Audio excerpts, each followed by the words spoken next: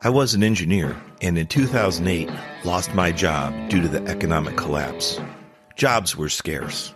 I didn't know where to turn to get help updating my resume. Online services and coaches charge hundreds, even thousands of dollars. I took matters into my own hands and learned how to craft interview-winning resumes. Shortly later, I landed a job with a Fortune 500 company. I've helped many achieve similar success. Now I share my tips to create interview-winning resumes, interviewing excellence, and high-performance growth strategies on my podcast, Career Growth Made Easy.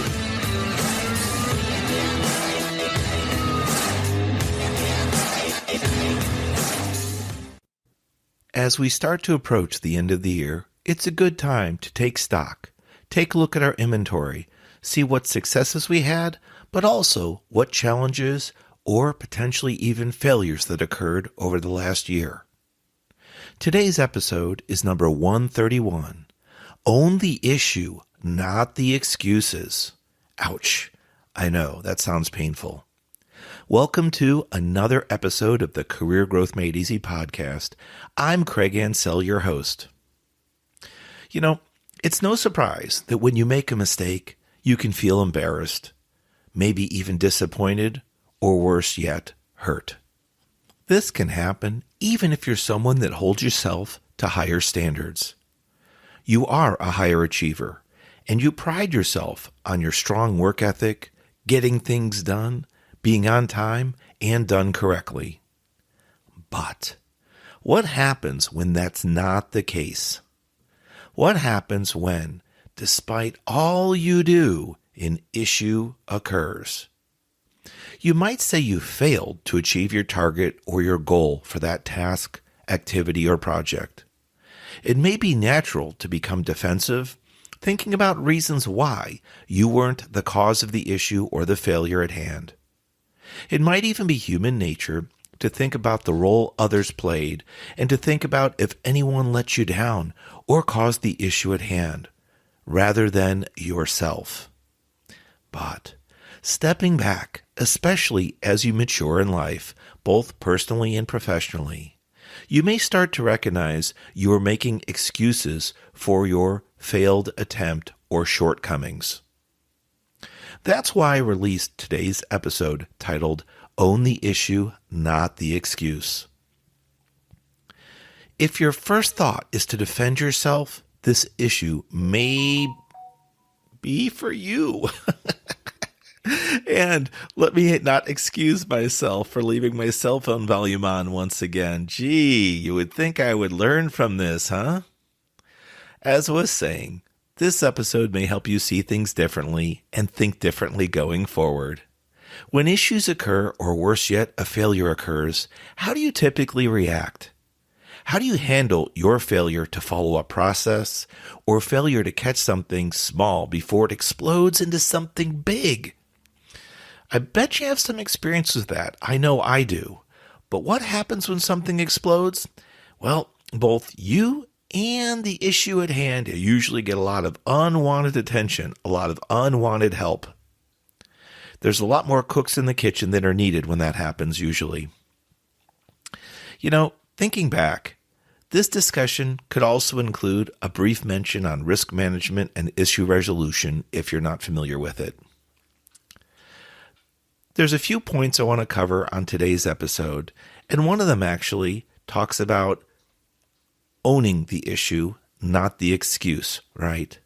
If you typically start off with excuses or apologies, it can be a sign of weakness, especially if you're someone known to do that, both verbally and in writing, such as email. It's so significant of an issue out there that I have an older episode all the way back to number 19, and it was titled, Don't Start with an Apology. You might want to listen to episode 19 because I give some examples of ways that people typically do start conversations both in writing and verbally with an apology. And again, over time, it can actually degrade your level of professionalism as other people see you and overall hurt the level of expectation others have of you because eventually, with enough repetition, they will want to approach you with a task or a challenge or a problem to solve and almost immediately think you're going to come up with a reason or set of reasons as excuses why you can't achieve it or you don't have time. So go back to 19 to listen to Don't Start with an Apology. My next point I want to raise on today's show is about this critical fact. Listen carefully. If you, in fact, own the issue and not the excuse, here's what you get. Your effort failed. You are not a failure. Okay, I'll say it again. Your effort failed at that attempt. You are not a failure. Now, I recall an older episode as well that I talked about failures, and it was episode 23. It was titled Building Success Through Failure. I don't recall all the details of that specific show, but I can tell you sitting here today as we approach the end of 2022 and all the challenges we've faced in life so far, the multiple waves of COVID, wars going on, some difficulties with the economy, inflation, job loss, reduced hours, a number of things. I can tell you that part of today's show, owning the issue and not the excuse, will also involve you increasing your confidence or at least taking a look at your own level of confidence. If you don't have confidence to act, that can cause an issue in itself. As a result, you might become defensive when asked or challenged about a situation, and you might want to give some type of excuse. If you catch yourself doing those things, and it's something you'd like to work on, this episode should help you, as well as the other episodes I've mentioned. I'll also put the episode links in the show notes, as I do with all my episodes. That way you can go back, click, and listen freely when you have time, and you don't need to stop what you're doing now and take notes, although you're always welcome. All right, so we've talked about not starting with an apology. We've talked about your efforts failed. You are not a failure. And then I want to ask you something. When an issue arises or when a failure occurred, did you learn from this failure? That's a really big one, especially at your regular performance reviews, potentially end of year or end of your fiscal cycle. When you meet with your team leader, manager, supervisor, whatever the case is, company owner, they're going to talk to you about your performance. In some situations, you lead those discussions and explain what you feel accomplished, what your strengths were, and so forth. In other areas, they come prepared with a list of what they perceive were your contributions and your accomplishments as well.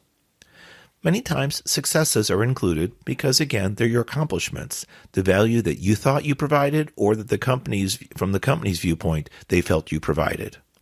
However, there usually is at least one area for improvement, if you will, a weakness. And that's something where this topic, did you learn from this failure, can come up. If you're asked, what was your biggest failure or what was your biggest challenge this year? This is where you could talk about it. Knowing that it happened is fine. However, it's better to realize you need to learn from it. What happened? Why do you think it happened? And if it were to happen again, what would you do about it? Better yet, there's something I'm going to talk about besides lessons learned. Learning from this failure, there's something called best practices. That's after you've learned a lesson about a mistake, an issue, a failure. It is where you put in a practice or a process to do things better, hence best practices. You can take best practices from your personal life and apply them into your professional life and vice versa. In fact, over the years, learning from my automotive engineering experience as well as my energy management settings, it's helped me become a higher performer and a safer performer. I'm going to talk about that in a little more detail shortly. But before we wrap up on this last point, lessons learned. Okay, a mistake occurred. I learned my lesson. Typically, when we were kids, we would say, I won't do that again. But really, did it happen again? It absolutely could have, right? What you need to do, especially as you mature in your personal and professional lives, is to take on a process of employing best practices. learning from your lessons, especially those critical issues or critical problems or failures. To put it more harshly, a failure. Ooh, it's so defining, right? Well, why am I using that word? It can be a trigger word for some, meaning it heightens your emotions or piques your emotions. But really, what happened? You failed to achieve a goal. You failed to complete that task, or maybe you completed the task or action, effort, project partially, but not on time, not on budget, or something else happened, right? There was some other variable that you were not able to satisfy, some other requirement. That's where that best practice comes in. At the end of the year, you can use that best practice and say, well, one of my areas of weakness this year, or one of my challenges, which is a better way to say things, one of the challenges I faced this year was X. Here's what I've learned from it, and here's what I'm employing so that I will make stronger efforts for this not to occur in the future. If you have that mindset, and if you adopt that practice, it will make you a better person professionally and personally. And you might even be seen as somewhat of a thought leader, someone with vision, someone thinking forward instead of living in the past and kind of sulking in your problems, right? So that's just a different way to see things, owning the issue. Yes, it happened. I realize it now. I've got a whole bunch of help, a whole bunch of cooks in the kitchen here, more than needed. Actually, it's almost a bit of chaos because everybody wants to lend a hand to resolve the issue at hand, to resolve the problem. After that, you've got to start thinking next steps, how to recover from the issue, how to recover your project if it is a larger project or program, and how do you get back on track, hopefully with very little to no schedule impact and with the least cost impact to your company and to your end customer. Now, I realize I do work with multi-million-dollar projects and multi-million and multi-billion-dollar customers in the power industry, so you might not be in my specific shoes, and thankfully, you could have a much smaller responsibility role. You may be earlier on in your career and not have these responsibilities. That's fine. But everything is scalable, at least what I believe. Everything is scalable, meaning I could be working on multi-million-dollar contracts. You could be working on a couple $1,000, couple $100 contracts, or a couple $100 projects. It doesn't matter.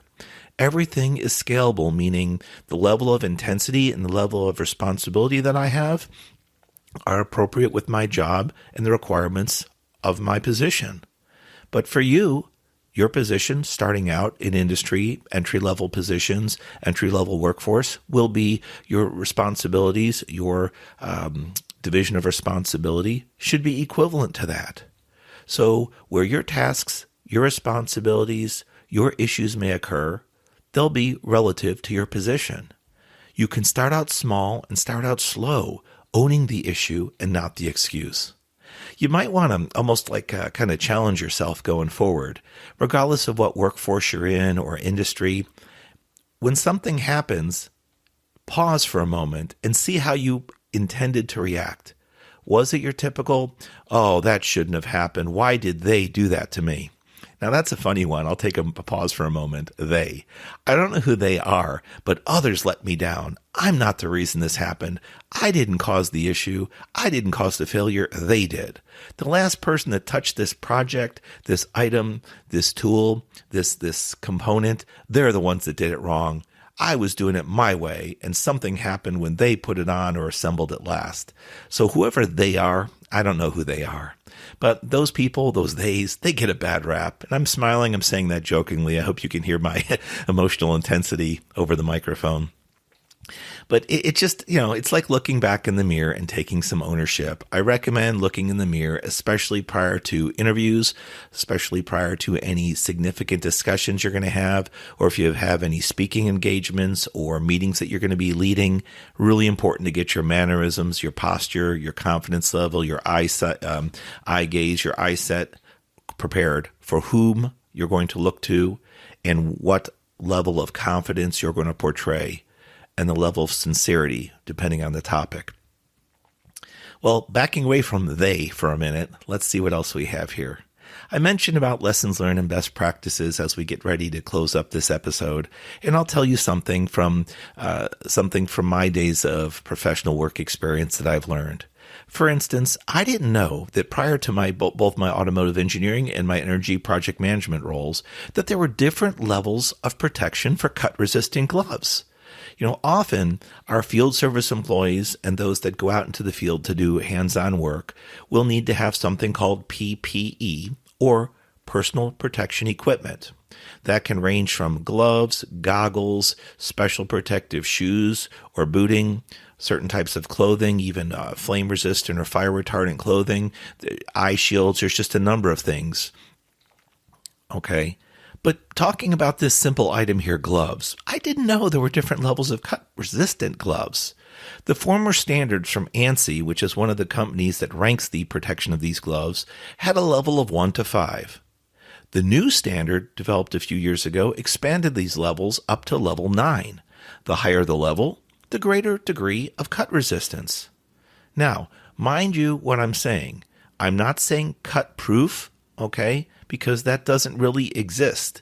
With enough force, with enough accidental trauma or energy to your hand or to a glove, almost anything can be cut through, or at least damaged. That's why they use the word resistant, cut resistant. For now, this discussion, though, to kind of leave something in your mind, I've used these types of gloves for personal projects at home, my automotive maintenance and upkeep, certain types of yard work where I'm trimming trees or bushes, maybe even cutting some trees down after a storm. These particular gloves have become a lifesaver with regards to light or moderate injuries to my hands, abrasions, cuts from things as significant as chainsaws. Right? Sometimes things will happen where a chainsaw will kick back after you're cutting something, or you hit a knot or a rut in a tree stump that you weren't expecting, and the chainsaw could cut back. And you're really thankful when you have that proper protection on, because it could save you from a trip to the hospital or even stitches, or worse yet. Now, going back and generalizing this discussion, what takeaways from your work life can you implement in your personal life that will make you a better person?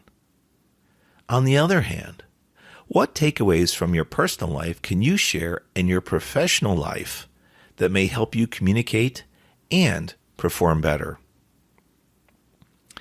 I hope today's episode has given you some food for thought, thinking about the ways that you approach challenges at work, when and if issues arise. You might consider how you respond to those issues, not only about the ownership, but reducing the amount or frequency of the excuses that you might typically offer, and also what lessons could you learn from that event, forming eventually your personal set of best practices. If your best practices appear to be appreciated and liked by your immediate team and even your management team, you might want to offer sharing those at a quarterly, semi-annual, or annual meeting. Could just be a few minutes of sharing, right? Nothing grandiose, no major slide deck or presentation, but you could just get up and speak to an issue that you had, the lesson that you learned, and what you're doing personally for best practice going forward. I think it's great to share. I think it's great to give back. And that's why I have this podcast out here, Career Growth Made Easy. I am so glad that I have each and every one of you as a listener of mine.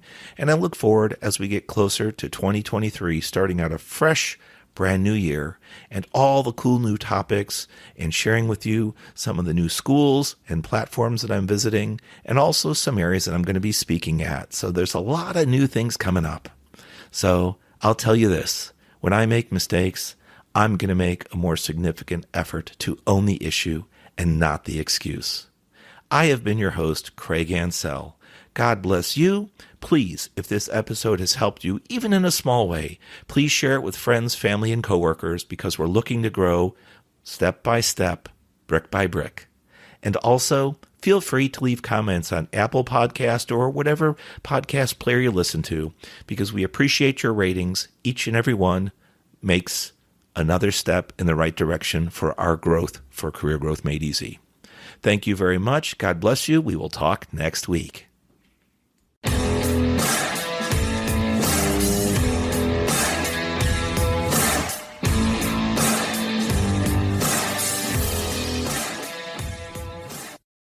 Thanks for watching. If you've enjoyed this episode, be sure to subscribe to our channel. New episodes every Monday. In the meantime, why don't you follow us on social media at Craig Ansell on Facebook, LinkedIn, and Instagram. To book a coaching appointment, download our free guides, or join our email list, check out the links in the description below.